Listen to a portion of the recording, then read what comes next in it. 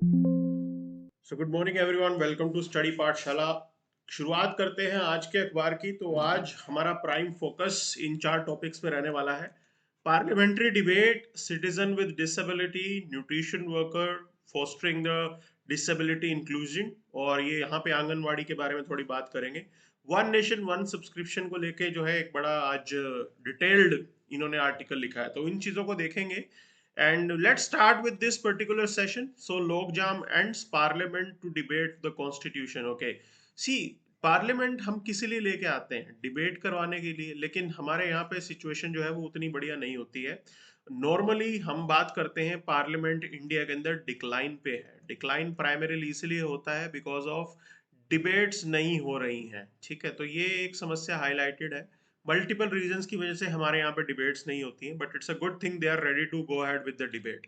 तो इस टॉपिक को डिटेल में कवर अप करते हैं यहाँ पे। सो पार्लियामेंट्री डेमोक्रेसी की अगर आप बात करेंगे तो ये क्वेश्चन आपका 2020 प्रीलिम्स का है। अब ये पूछ रहा है कि पार्लियामेंट्री सिस्टम में क्या होता है, तो देख लेते हैं।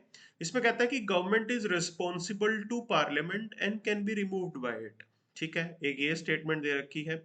दूसरी स्टेटमेंट ये दे रखी है, government is elected by the people and can be removed by it. अब देखो, ये लोग इन दो बी और सी में कंफ्यूज हो जाएंगे।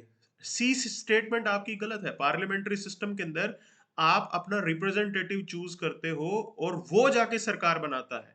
तो government is responsible to parliament and is removed by it. अगर एग्जीक्यूटिव की मेजोरिटी पार्लियामेंट में नहीं रहती है, स्पेसिफिकली लोकसभा में, क्लियर, अगर लोकसभा में मोदी जी के पास मेजोरिटी हट जाती है तो सरकार गिर जाएगी।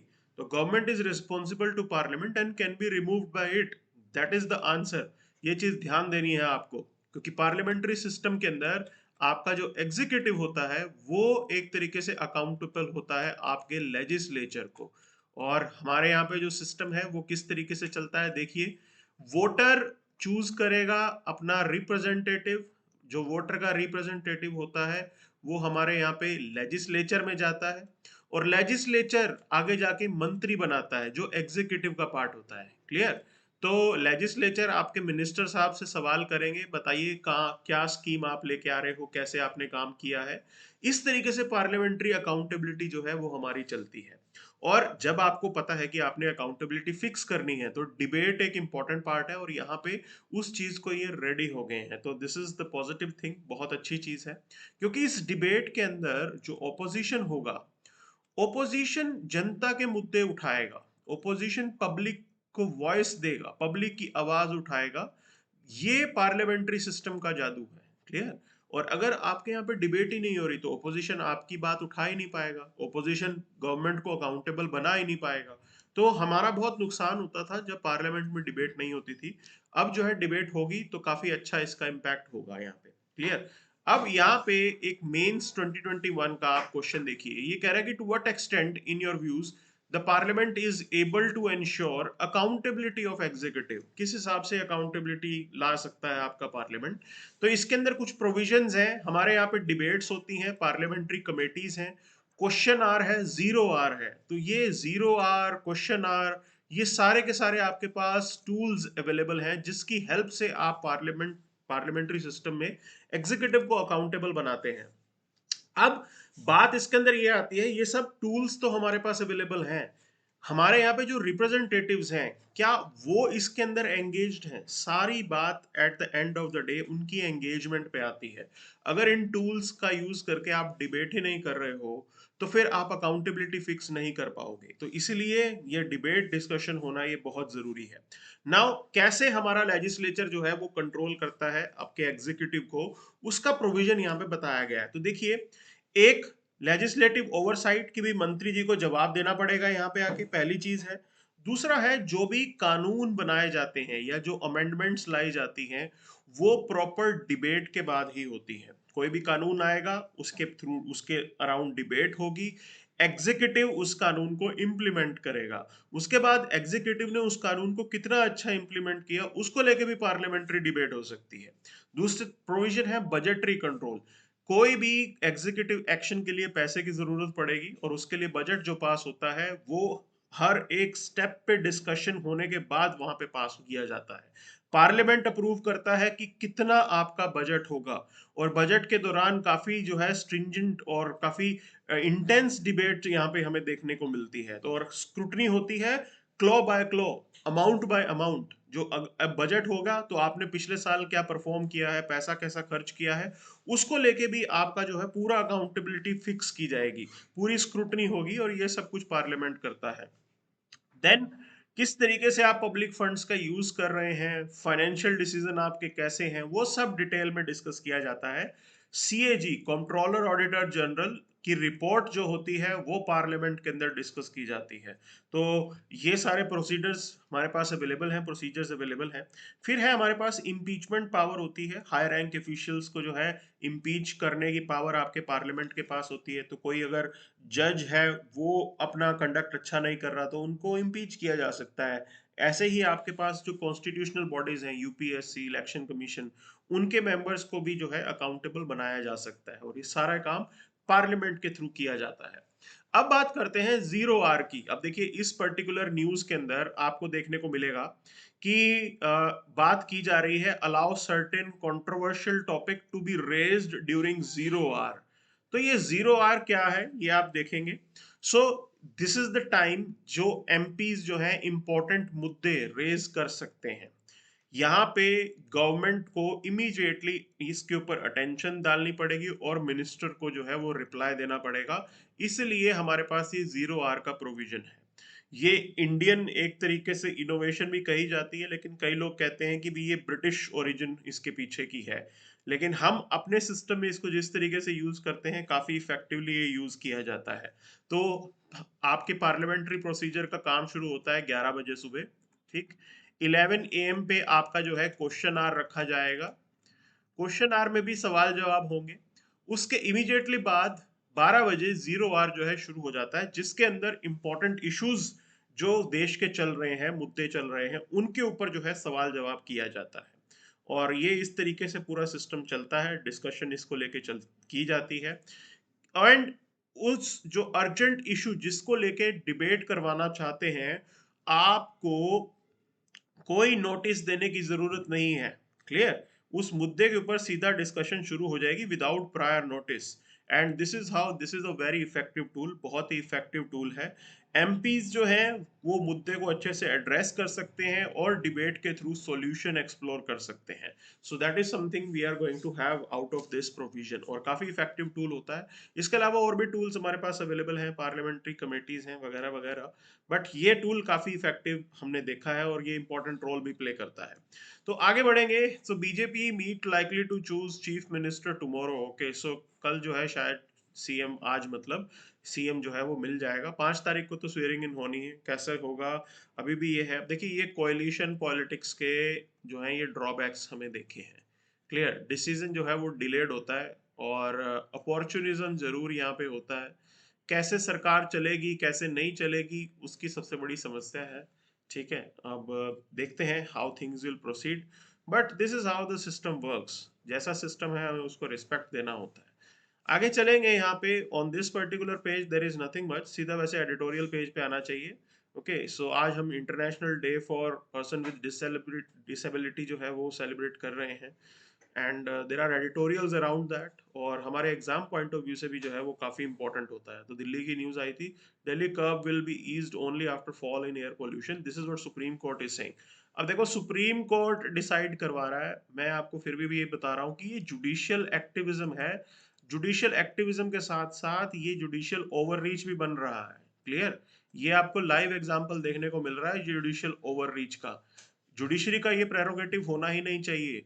एग्जीक्यूटिव का काम है गवर्नेंस देने का। एग्जीक्यूटिव के पास इनपुट्स आते हैं कि पोल्यूशन कितना हो गया कितना नहीं हुआ। Clear? And other point is this, you can not stop your country. आप अपने देश के अंदर डेवलपमेंट का काम नहीं रोक सकते हो, क्योंकि आप सिंपल सा चीज देखिए, आपने लेजिस्लेचर चूज करके भेजा। क्लियर? जनता ने लेजिस्लेचर को चूज किया है, वोटर ने किस चीज के लिए चूज किया है कि ये जाके आगे सरकार बनाएंगे, मंत्री बिठाएंगे, और ये जो मंत्री हैं ये जाके हमारे लिए डेवलपमेंट का काम करेंगे। क्लियर? जुडिशरी इस चीज को समझती नहीं है कि हमारे यहाँ पे जो लीडर्स होते हैं उनके ऊपर पब्लिक प्रेशर होता है, उनको डिलीवर करना है, और एक तरीके से आप सब कुछ बंद कर दोगे तो फिर कैसे जो है देश चलेगा। सो ये पॉल्यूशन का हम समझते हैं कि सस्टेनेबल डेवलपमेंट एक मॉडल होना चाहिए, बट ये जो बैन कल्चर है वो उतनी जो है सही स्ट्रैटेजी नहीं है यहाँ पे। और कुछ दिन आप 5 दिन 10 दिन इसको बंद कर भी दोगे तो भी कोई सोल्यूशन नहीं होगा, अगले साल हम लोग फिर डिबेट कर रहे होंगे इसी मुद्दे को।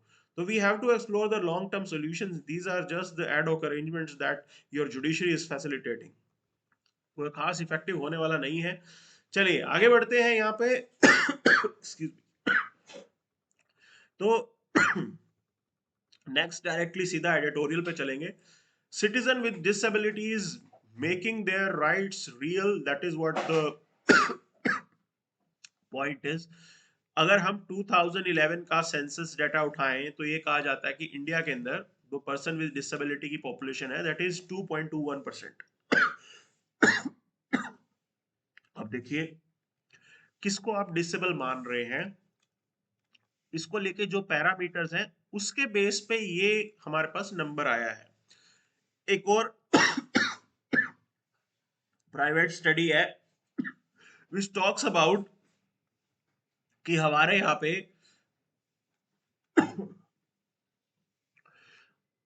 अगर आप थोड़ी लिबरल एस्टिमेशन से चलेंगे तो आपको लगेगा कि 10% से ज्यादा लोग डिसेबिलिटी के अंदर फॉल कर रहे हैं। So that is it means a big problem is there, बहुत बड़ी ये प्रॉब्लम है। ओके और हमारे पास rights of person with disability law भी अवेलेबल है। 2016 के अंदर हम ये कानून लेके आए थे जिसके अंदर राइट्स रिकॉग्नाइज किए गए थे पर्सन विद डिसेबिलिटी के, एक्सेसिबिलिटी राइट्स एंड ऑल, वो सब जो है हमारे एंड पे हमने फैसिलिटेट किया है। तो कानून तो है, अब बात ये आती है वो कानून कितने अच्छे से इम्प्लीमेंट होता है। क्लियर, पूरा जो खेल है वो इम्प्लीमेंटेशन का है और हमारे यहाँ पे कहीं ना कहीं थोड़ी बहुत कमी जो है वो इम्प्लीमेंटेशन पे रह जाती है। तो वही चीज पॉइंट आउट की गई है। अब देखिए ये rights of person with disability act के ऊपर मेंस 2022 में ऑलरेडी एक बार क्वेश्चन यूपीएससी ने पूछा है। अब बात करेंगे इस पूरे आर्टिकल में क्या दे रखा है। आपका ये जो आर्टिकल है वो कहता है कि ये लॉ फैसिलिटेट करता है कि हमें स्टेट लेवल पे स्टेट कमिश्नर्स अपॉइंट करने हैं जिनका प्राइमरीली ये काम होगा कि वो ओवरलुक करेंगे किस तरीके से जो है इस कानून का पालन किया जा रहा है, किस तरीके से ये लॉ इंप्लीमेंट हो रहा है, अच्छे से हो भी रहा है कि नहीं, क्या प्रोविजंस हैं, वो सारी चीज आपके ये स्टेट कमिश्नर्स को देखना है। अब यहाँ पे बात है कि देखिए इनको पावर भी दे रखी है, आपने सिविल कोर्ट की पावर इनको दे रखी है, तो क्वाजी जुडिशियल फंक्शंस जो है वो ये फुलफिल करेंगे because of that. Okay and monitoring compliance देखेंगे कि अच्छे से मॉनिटर हो रहा है कि नहीं हो रहा, कोई डिस्क्रिमिनेशन हो रहा होगा तो ये उसको भी एड्रेस करेंगे, सुओ मोटो इंटरवेंशन कर सकते हैं खुद ब खुद, मतलब कोई इनके पास केस नहीं लेके आएगा, ये मामले की खुद यहाँ पे छानबीन कर सकते हैं, आइडेंटिफाई करना, रिस्पॉन्ड करना to the policy violations. Okay वो सब कुछ आपके जो है स्टेट कमिश्नर्स देख सकते हैं। So that is something that we have here and not just that, community के साथ एंगेज करना, डायलॉग करना, मुद्दे को समझना, जनता कितना अच्छा समझती है इस इशू को, वो सारे काम आपके स्टेट कमिश्नर्स करेंगे। अब देखिए प्रॉब्लम इसके अंदर क्या आती है, इस प्रोविजन का जो इम्प्लीमेंटेशन है वो इनएडिक्वेट है, अंडर परफॉर्मेंस देखी गई है। काफी state commissioners they have not been able to met the expectations. Okay there is lack of funding और इफेक्टिव ऑपरेशन के लिए यहाँ पे सपोर्ट भी अवेलेबल नहीं होती है। अब इश्यूज इसके अंदर क्या आते हैं, अपॉइंटमेंट प्रोसेस के अंदर, रिक्रूटमेंट प्रोसेस के अंदर मोस्टली क्या है कि ये जो सिविल सर्वेंट्स हैं उन्हीं को ही यहाँ पे कमिश्नर अपॉइंट किया जाता है। अब जब सिविल सर्वेंट सर्विस में रह के उतना अच्छा परफॉर्म नहीं कर पाए, आप कैसे उम्मीद करोगे कि रिटायर होने के बाद वो एकदम से इफेक्टिवली काम करने लगेंगे। And the problem is this, they don't look for innovation, उनका थॉट प्रोसेस वही पुरानी ब्यूरोक्रेटिक आइडियाज को लेके चलने का होता है, उसी के थ्रू वो चलते हैं, उसी से ही काम करते हैं, तो उतना ग्रेट ये काम नहीं कर पाते हैं। Clear, that is something we have. अब हमें करना क्या चाहिए, ऐसे लोगों को उठाना चाहिए जो एनजीओ के अंदर जिन्होंने काम कर रहा हो, वहां से रिक्रूटमेंट आप करो, वो बेटर सोल्यूशन है। अब कर्नाटका मॉडल इन्होंने जो है एक आइडेंटिफाई किया है, ये आप केस स्टडी लिख सकते हो अपने आंसर के अंदर। Clear, you can note down these notes और अपने मेंस के आंसर के अंदर you can point out about this case study. Clear, so learning from Karnataka, so capacity building, collaboration with law school for training, district disability management review, ये सारी चीज आप कर सकते हैं यहाँ पे। क्लियर। मोबाइल अदालत आर अवेलेबल, जिसके थ्रू आप आउटरीच लेके आएंगे। Okay, mobile courts to resolve grievances in remote areas. ठीक है, आप उन जो है ग्रीवेंसेस देख सकते हैं। ये सारे कर्नाटका के मॉडल है। अब ये हमें बाकी जगहों पे इम्प्लीमेंट करना है, वो एक स्ट्रेटजी है जो हम लेके चल सकते हैं। क्लियर है। And not just that, we have to you can say research and collaboration पे भी ध्यान देना है। रिसर्च को भी आपको प्रमोट करना पड़ेगा। Okay, so how laws are to be made, क्या उसका इम्प्लीमेंटेशन होगा, क्या बेस्ट टेक्नोलॉजीज अवेलेबल हैं, क्या बेस्ट केस स्टडीज अवेलेबल हैं। You need to study all of them and based on that you devise a model जो आपके देश आपके स्टेट्स में काम करे। तो ये चीज हम यहाँ पे लेके आ सकते हैं। क्लियर है। अगले एडिटोरियल पे चलते हैं। तो यहाँ पे front line nutrition workers foster disability inclusion. Okay, so यहाँ पे बात हो रही है कि आंगनवाड़ीज जो है वो बहुत अच्छा काम कर रहे हैं यहाँ पे। ओके, आंगनवाड़ीज बेसिकली आपकी न्यूट्रिशनल प्रॉब्लम को एड्रेस करते हैं। क्यों मैं बता रहा हूँ ये, क्योंकि दे आर द वन जो गाइड कर रहे हैं मदर्स को।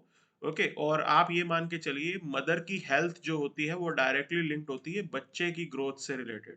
ठीक है, तो ये क्रूशियल रोल प्ले करती है बेबी को लेके। अगर मदर आपकी जो है वो उनके पास न्यूट्रिशन उनको मिल रही है, तो आप ये मान के चलेंगे वहां से जो है आपका बेबी जो होगा वो हेल्दी होगा। क्लियर।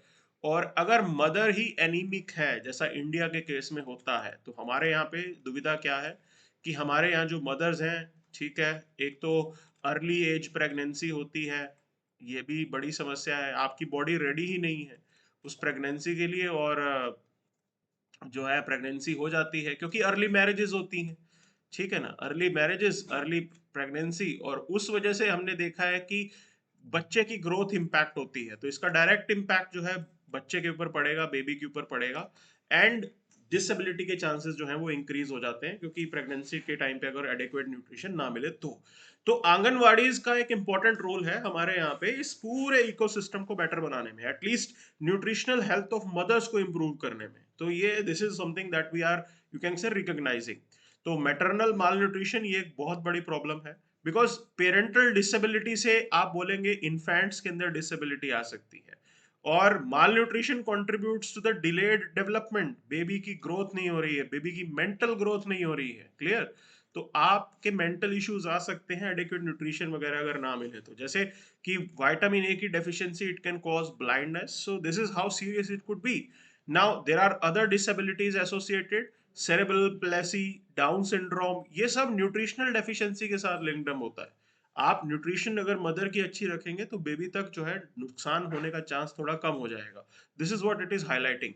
तो इन सब में पता लगता है कि न्यूट्रिशनल सर्विसेज वे बहुत इंपॉर्टेंट है, और वहां हम आंगनवाड़ी को लेके आएंगे। अब देखिए, आंगनवाड़ी वर्कर्स जो हैं उनके लिए हमने ऑलरेडी एक प्रोटोकॉल तो बनाई है। तो we have these protocols, anganwadi protocols for divyang. ठीक है, अब यहाँ पे हम कर क्या सकते हैं, हम कुछ एक स्टेप्स लेके आ सकते हैं। आंगनवाड़ी जो वर्कर्स हैं उनका आप सर्टिफिकेशन भी कीजिए कि they are the trained people who are having the capability to you can say solve the problems of divyang, कि भी इन ये ट्रेंड लोग हैं, आप सर्टिफाई कीजिए उस चीज को। तो एक तो उनके लिए जॉब प्रोस्पेक्ट्स इंप्रूव होंगे, and plus there is a recognition कि we they are not just facilitating help to the mothers, कि आज वो दिव्यांग जो प्रॉब्लम्स हैं उनको भी यहाँ पे ठीक कर रहे हैं, दिव्यांग रिलेटेड इश्यूज को भी सॉल्व करने के लिए हम आंगनवाड़ी का यूज करेंगे। क्लियर है। सो अर्ली आइडेंटिफिकेशन की बात करें तो मेजरली आंगनवाड़ी प्रोटोकॉल किस तरीके से काम करती है। This protocol facilitates early detection of disabilities. आपने इनको ट्रेन कर दिया, ठीक, पहले आप इनको ट्रेन करेंगे तो ये अर्ली एज में ही अगर किसी बच्चे को कोई प्रॉब्लम है तो वो डिटेक्ट करेंगे, ताकि फर्दर एडवांस्ड मेडिकल हेल्थ जो है वो हेल्प मिल जाए। उस तरीके से काम करेगा। वी हैव पोषण ट्रैकर जिसके थ्रू ये ऑपरेट करते हैं। You have partnership system with ASHA workers, accredited social health activist जो है उनके साथ आप इनको मिलके काम करवाइए। Clear. And we have a initiative in Haryana, तो हरियाणा के अंदर एक केस स्टडी भी यहाँ पे इन्होंने की थी, पायलट प्रोजेक्ट किया था, कि through mission Vatsalya and integrated child development scheme they are you can say promoting the disability inclusion, की सिस्टम के अंदर उनको भी लाया जा रहा है उनके इश्यूज को सॉल्व करने के लिए। तो दिव्यांग प्रोटोकॉल यहाँ पे भी लगी है, introduce for better inclusion practices. Okay, there is this Nanhe Farishte podcast जो काफी इंपॉर्टेंट रोल प्ले कर रहा है, एजुकेशनल इनिशिएटिव है ये, अवेयरनेस क्रिएट करने के लिए। क्लियर, वो बेनिफिट हमें मिल रहा है। और इतना ही नहीं है, वर्ल्ड फूड प्रोग्राम के साथ कोलैबोरेशन भी है यहाँ पे। So there are lot of things that we are exploring. और कैपेसिटी बिल्डिंग के लिए 25,000 आंगनवाड़ी वर्कर्स जो है उनको ट्रेन किया जा रहा है हरियाणा के अंदर। तो that is something that we are having in Haryana. Now point is this, इस आइडिया को आप बाकी जगहों पे इंप्लीमेंट भी कर सकते हो। That is the big picture, वो बिग पिक्चर है यहाँ पे। क्लियर है? तो ये केस स्टडी है, बहुत अच्छी केस स्टडी है, आपके एग्जाम पॉइंट ऑफ व्यू से आप इसको नोट डाउन कर सकते हैं। क्लियर? आगे चलेंगे यहाँ पे, तो this is something that we have here, ये सारी चीजें हैं। देखिए, अब यहाँ पे ये दो एडिटोरियल्स हैं, they are pointing towards one important angle here. See, it is the responsibility for us, हमारे लिए भी ये रिस्पॉन्सिबिलिटी है एज स्पेक्टेटर। आप क्रिकेट लवर बनिए, क्रिकेट के नाम पे ये नहीं होना चाहिए कि you are watching just, you can say male cricket. आप सभी चीजों को एंजॉय कीजिए, that is the idea. Clear? Sports की बात करेंगे तो स्पोर्ट्स के अंदर ओलंपिक्स में जब हम जाते हैं हमें पता होता है कि हमारे एथलीट्स हैं। अब पैरा एथलीट्स के बारे में लोगों को मालूम ही नहीं है, बट हर पॉइंट पे एनकरेजमेंट की जरूरत है। That is what we need today. ये चीज सबसे ज्यादा जरूरी है जो हमें यहाँ पे लेके आनी है। Clear? That is the big idea. तो उस पर ही हमें फोकस रहना चाहिए। ओके, सो आगे बात करेंगे context and you can say text में one nation one subscription plan से रिलेटेड जो है यहाँ पे इन्होंने डिटेल में बताया है। तो आइडिया ये है कि हम डेमोक्रेटाइज करना चाहते हैं रिसर्च एक्सेस को। क्लियर? बेसिकली रिसर्च पेपर से रिलेटेड चीज है ये। अब रिसर्च पेपर जो है वो नॉलेज है, वो पेड होती है, सब लोग एक्सेस नहीं कर पाते, and they are you can say quite high charges. बहुत महंगा भी होता है, उतना सस्ता नहीं होता अखबार के सब्सक्रिप्शन जितना, काफी महंगा पड़ता है। तो currently point is this, we are spending 1500 crore annually on these subscriptions। और हम यहाँ पे अपने मॉडल को शिफ्ट कर रहे हैं। अब आप ओपन एक्सेस सिस्टम की तरफ जा रहे हैं कि एक बार आपने पैसा दे दिया उसके बाद उस नॉलेज को सब लोग यूज कर पाएंगे, और ऐसा होना भी चाहिए। अगर आप अपने देश के अंदर रिसर्च एंड डेवलपमेंट प्रमोट कराना चाहते हैं, आप इसके लिए एक इकोसिस्टम बनाना चाहते हैं, वो चीज करने के लिए आपको जो नॉलेज है उसको सबके साथ शेयर करना पड़ेगा। And that is what this one nation one subscription plan will facilitate. अभी एट प्रेजेंट अरेंजमेंट में it is going to be helping out the public sector institution. तो सरकारी जो इंस्टीट्यूशंस हैं ये उनको हेल्प देगा। We have to wait and watch, क्या ये सबके लिए होगा, इसको लेके थोड़ा अभी देखना है। तो idea is this, core issue इन्होंने एड्रेस किया, टेक्नोलॉजी को यहाँ लेके आ रहे हैं। क्लियर? हम एआई को भी प्रमोट करना चाहते हैं मॉडर्न टेक्नोलॉजी के साथ, लेकिन कुछ मुद्दे भी हैं, चैलेंजेस भी हैं। Researchers surrender the copyright to publisher, ये भी एक मुद्दा है। ठीक है? और राइट्स रिटेंशन पॉलिसी जो है उसको भी हमें देखना है, वो भी लेके आना है, क्योंकि जिसने रिसर्च किया है, आप सोच के देखिए, कोई भी रिसर्च है, कोई भी फाइंडिंग्स जो है, उसके पीछे बहुत मेहनत है, तो उसका तो फल मिलना चाहिए ना। That is the idea here. Clear? तो अब हम ओपन एक्सेस लेके आ रहे हैं, ठीक है? उससे आप उसके एप्लीकेशन बनाओगे उस रिसर्च से। तो एप्लीकेशन जब आप बनाओगे तो जो रिसर्चर है उस तक भी तो कुछ पहुंचना चाहिए। लेकिन अभी एट प्रेजेंट इस ओपन एक्सेस पॉलिसी के अंदर बात ऐसी आती है कि ये इफेक्टिवली एनफोर्स नहीं है। ये पहली प्रॉब्लम है। आपको इंफ्रास्ट्रक्चर चाहिए, that is another issue here. तो इंस्टीट्यूशनल फ्रेमवर्क जब तक आप इसको सेटअप नहीं करोगे, ये सब कुछ जो है ये सिर्फ कागजों में रहेगा। हालांकि 6000 करोड़ अगर ये खर्च करने वाले हैं तो it means that government is focusing on institutional framework. इसके ऊपर तो काम होगा ही होगा। Clear? And we have to preserve the digital content that we are producing.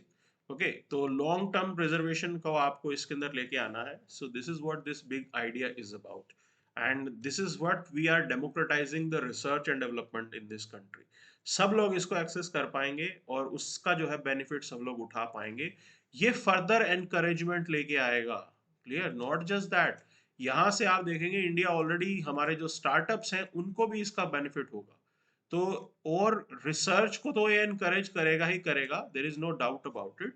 Startups they will also benefit out of it, क्योंकि वो उसका कमर्शियल यूज कर पाएंगे। सो ये सारे बेनिफिट्स हैं जो हम यहाँ पे ड्रॉ करेंगे। We have to still see how it will be implemented, वो चीज भी हमें यहाँ पे देखनी होगी। Clear, this is what the big idea is about. So Agartala के अंदर बांग्लादेश के मिशन के बाहर जो है प्रोटेस्ट हुए हैं. See we have to be very, you can say, these things are important for us. आपको मैसेज तो देना है कि भैया ये चीज मत करो. क्लियर, हिंदू माइनॉरिटी वहां पे टारगेट होगी तो उसका इम्पैक्ट सबके लिए खराब होगा. So deals for 26 Rafale and 3 Scorpion submarines to be signed. This is what Navy Chief is saying. And ये एक important development है. क्यों ये important development है समझिए आप. क्योंकि हमारे यहाँ पे रफेल जो है, अब इसको रफेल लेने का फायदा क्या है कि नेवी और एयरफोर्स, ओके, दोनों ही इसका इस्तेमाल कर पाएंगे. क्योंकि नेवी भी यूज कर रही है रफेल, एयरफोर्स भी यूज कर रही है.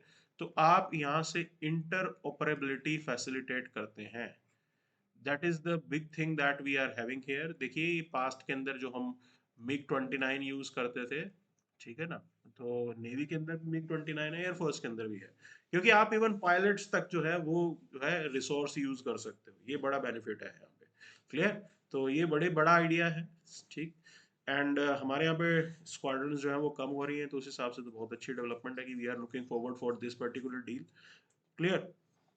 और वही बात, अगर नेवी को स्ट्रांग बनाना क्यों जरूरी है, because we see ourselves as a blue water navy. आप अपने आप को ब्लू वाटर नेवी जो है वो मानते हैं, और है भी. हम हमारे पास ये कैपेबिलिटी है कि हम डीप सी में जाके ऑपरेशंस कर सकते हैं. क्लियर, सिर्फ ऐसा नहीं कि हमारी धरती के आसपास ही हम, हमारे एक कंट्री के आसपास ही हम एक्टिविटी करेंगे. We have the ability to even go into the higher seas. आप वहां जाके भी जो है अपने मिलिट्री एक्शंस कर सकते हैं. That is the capability that we have right now. Clear. तो उसलिए जो सुपर पावर्स होती हैं उनका ऐसा ही गोल होता है, वो बड़े गोल लेके चलती हैं. And this is what we are facilitating here. So ये सारी चीजें हैं. Other than that there is nothing much. Okay, so Oxford study the lords the Pragati system. ये प्रोजेक्ट ट्रैकिंग सिस्टम है और काफी अच्छा प्रोजेक्ट ट्रैकिंग सिस्टम है. क्लियर. अब सीधा आप देखिए कि higher leadership directly prime minister officer से पूछते हैं कि आपको कोई प्रॉब्लम आ रही है कि नहीं आ रही है. उतने अच्छे लेवल पे काम चलता है इसके अंदर. सीधा प्राइम मिनिस्टर ऑफिसर से पूछ लेते हैं कि क्या हर्डल आ रही है आपको. तो काफी इसको सराहना भी दी जा रही है, बिकॉज आप देखिए $203 बिलियन के प्रोजेक्ट्स हम कम से कम यहाँ पे कर पाए हैं. इसके थ्रू हमने ट्रैक किए, तो आपने इकोसिस्टम कितना अच्छा बना दिया है यहाँ पे. We have been able to develop an ecosystem. Clear. So that is something that we have. वो चीज यहाँ पे हमें देखने को मिली है, और काफी इफेक्टिवली ये काम कर रहा है. This is what the big idea is, और काफी इंपॉर्टेंट है भी सही है. क्लियर.